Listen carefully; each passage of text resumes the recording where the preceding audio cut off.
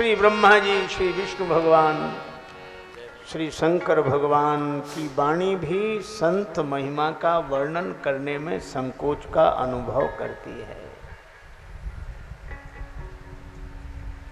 यह संदेश है श्री सीताराम चरणाम्बुज चंचरीक भगवत भक्ति भूषण गोस्वामी श्री तुलसीदास जी महाराज का।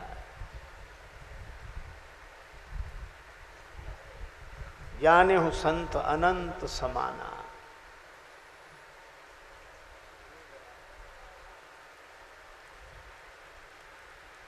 श्री भक्तमाल जी में भी कहा, भक्ति भक्त भगवंत गुरु चतुर नाम बपुए।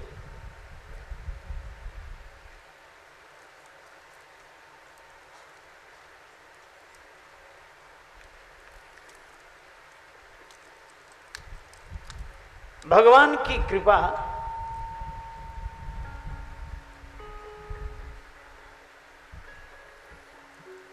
ऐसे समझो जैसे जल कृपा बारी, और जब जल साकार होता है तो बर्फ बन जाता है। जल जब साकार होता है तो बर्फ बन जाता है। इसी तरह भगवान की कृपा जब सगुण साकार होती है तो संत रूप में प्रकट हो जाती है। भगवत कृपा ही संतों का स्वरूप है, और भगवत कृपा के बिना ऐसे संतों के दर्शन दुर्लभ, जो भगवान से मिला दे।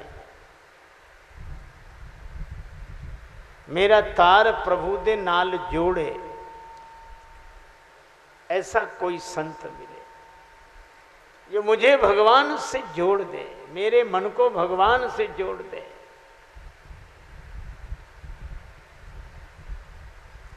मेरी मनदियां बागा मोड़े,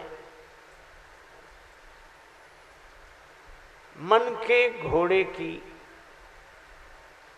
लगाम जो सत्संग की ओर मोड़ दे।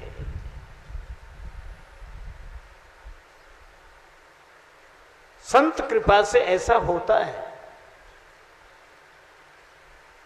संत श्री माधवदास जी श्री जगन्नाथपुरी में रहते, भिक्षा के लिए जाते। एक मैया कुछ नहीं देती, गालियां देती। श्री माधवदास जी हंसते हुए लौट आते और फिर जाते उसी के यहाँ।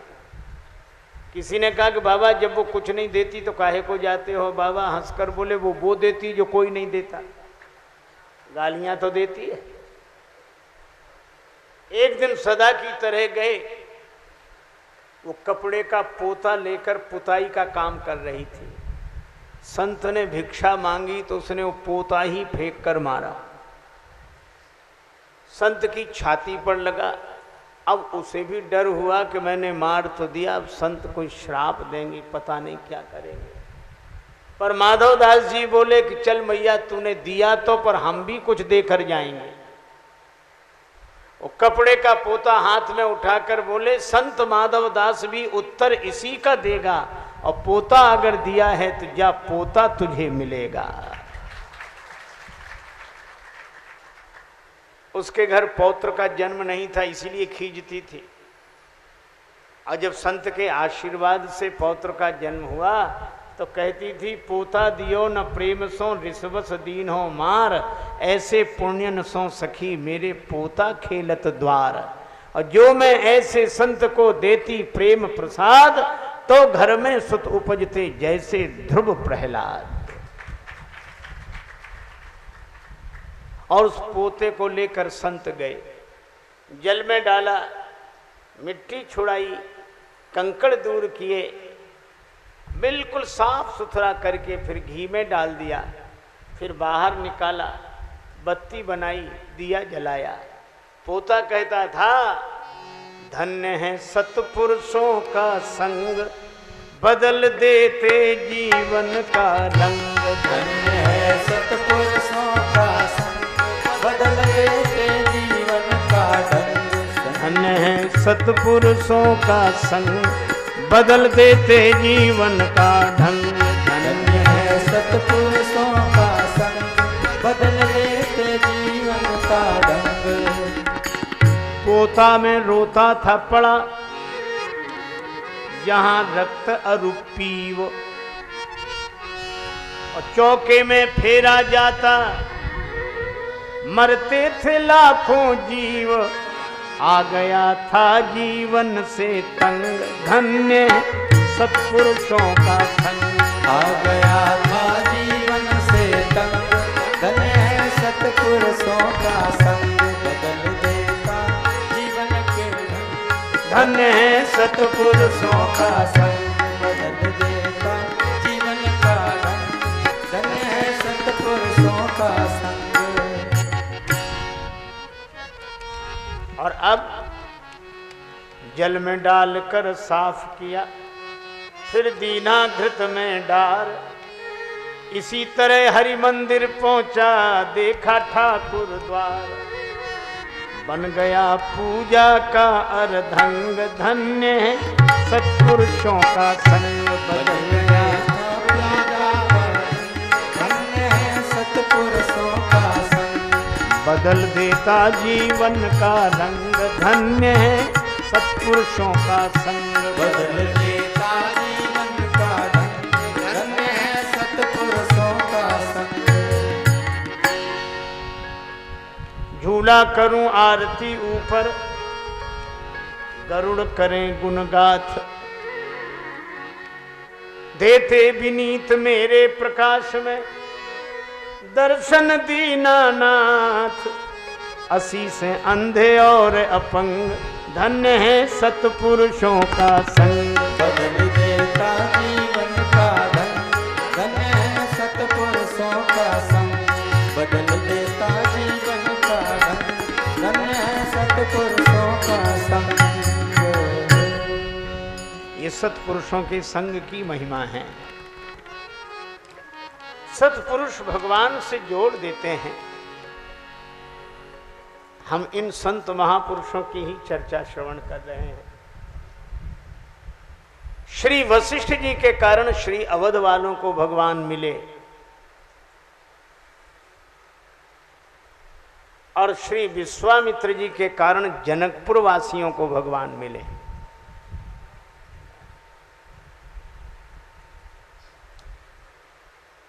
विश्वामित्र जी हार गए।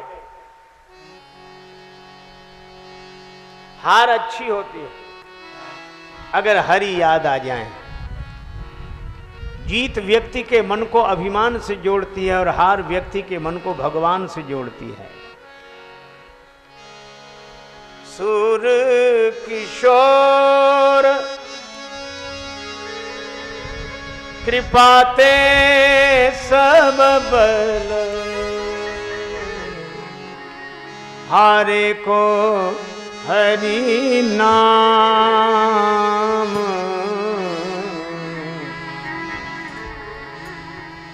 निर्बल के बलराम।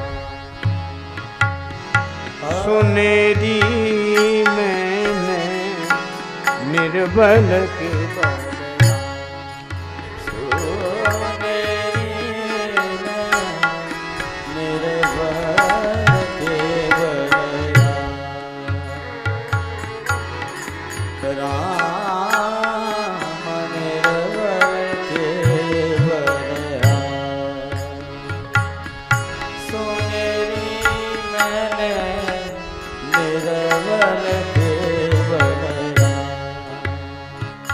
अपबल तपबल और बाहुबल,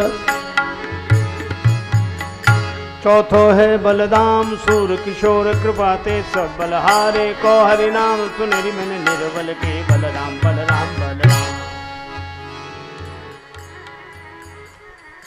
हारे को हरि नाम, भगवान का नाम बस। विश्वामित्र जी हार गए। अजट हारते ही उन्हें हरि याद आ गया। और धन्य है वे संत जो अपनी हार को भी श्री हरि से जोड़ देते हैं। और उन्हें लगा इस बहाने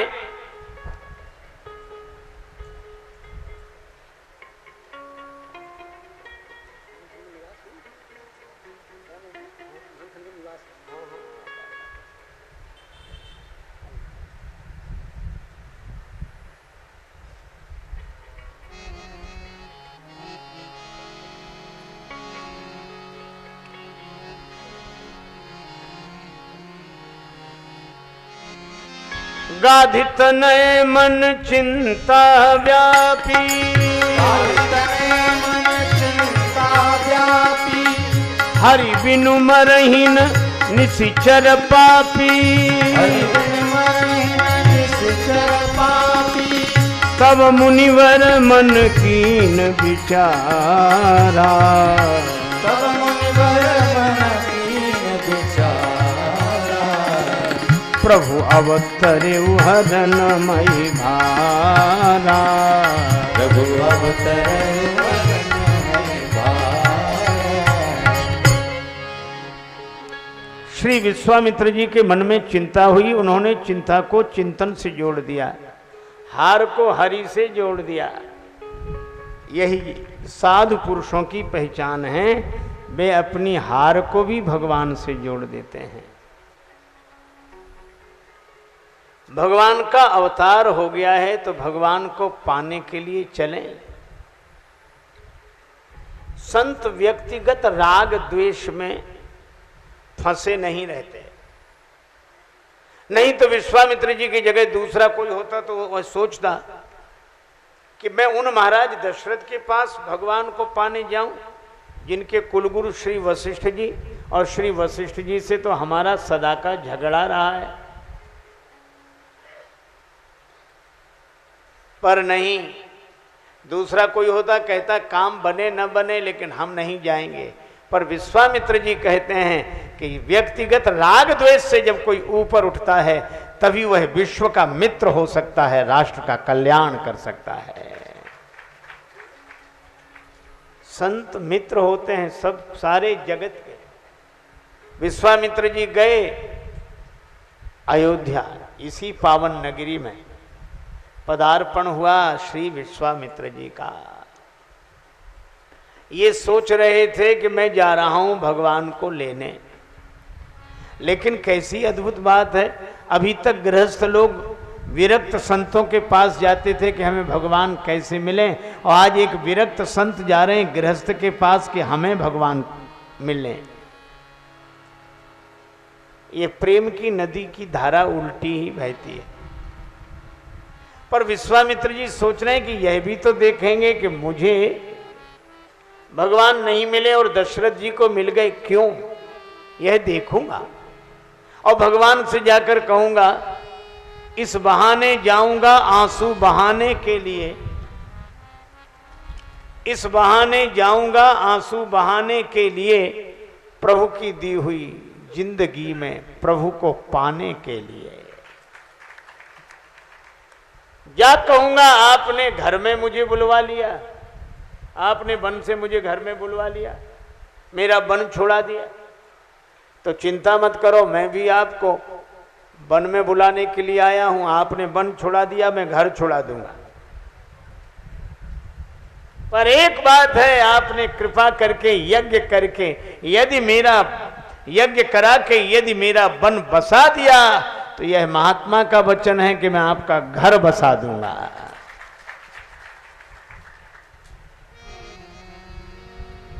जा कहूंगा आपने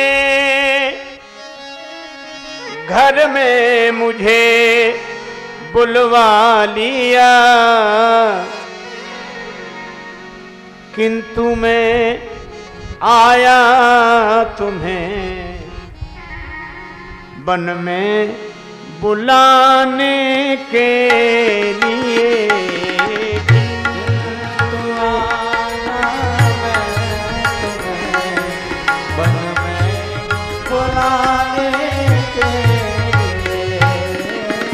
इस बहाने जाऊंगा आंसू बहाने के लिए। किस बहाने जाऊंगा आंसू बहाने के लिए, किस बहाने जाऊंगा आंसू बहाने के लिए।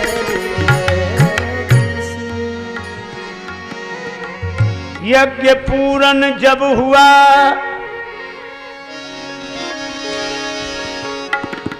तब भाग्य दशरथ के खुले,